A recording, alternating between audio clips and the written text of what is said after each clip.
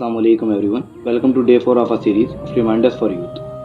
आज हम बात करेंगे जो अभी हाल ही में रिसेंट डिबेट हुई है मुफ्ती शमाइल और जावेद अख्तर के बीच में। तो उसके कुछ की पॉइंट डिस्कस करते हैं।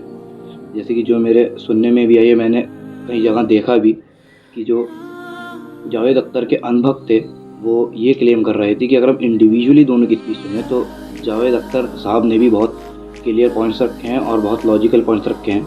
और देखा जाए जो मेन पॉइंट पे डिबेट थी, डज गॉड एग्जिस्ट, वो इस चीज़ पे बात ही नहीं कर रहे। हालांकि अगर आप गौर फिक्र करें तो सिर्फ उसमें यही सुनाई आ रहा है कि वो कह रहे हैं कि अगर खुदा है तो वो ऐसा क्यों कर रहा है, खुदा है तो वो वैसा क्यों कर रहा है। और ये बात की है, पहले तो यही था कि खुदा है या नहीं। जब अगर ये चीज़ पता चल जाती है खुदा है, तो उसके बाद ये सवाल उठता है कि अगर खुदा है तो फिर वो ऐसा क्यों कर रहा है, वैसा क्यों कर रहा है। और इसमें मेन बात, एक वर्ड था उसमें कंटेंजेंसी, जो उन्हें आखिर तक समझ में ही नहीं आया जावेद अख्तर साहब। और ये कहते रहे कंटेंजेंसी होता क्या है।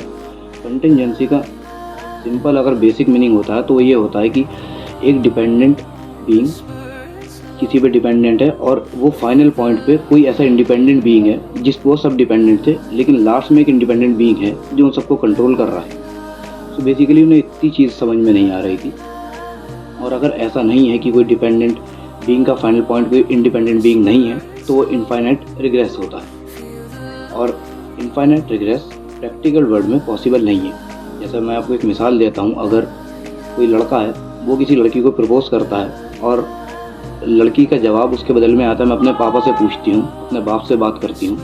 और उसका बाप कह दे मैं अपने बाप से पूछ के बताऊँ, उसके वालिद साहब कह दे मैं अपने वालिद साहब से पूछ के बताऊँ, तो फिर उस लड़के पे कभी जवाब नहीं आने वाला, ना वो लड़की कभी जवाब देने वाली। तो इस चीज़ को इनफाइनाइट रिग्रेस कहते हैं। तो हालांकि इसमें डिफरेंस है, ये चीज़ को समझना चाहिए लोगों को कि जावेद अख्तर साहब के पॉइंट्स बिल्कुल इलॉजिकल थे और वो बात आउट ऑफ द कॉन्टेक्स्ट कर रहे थे।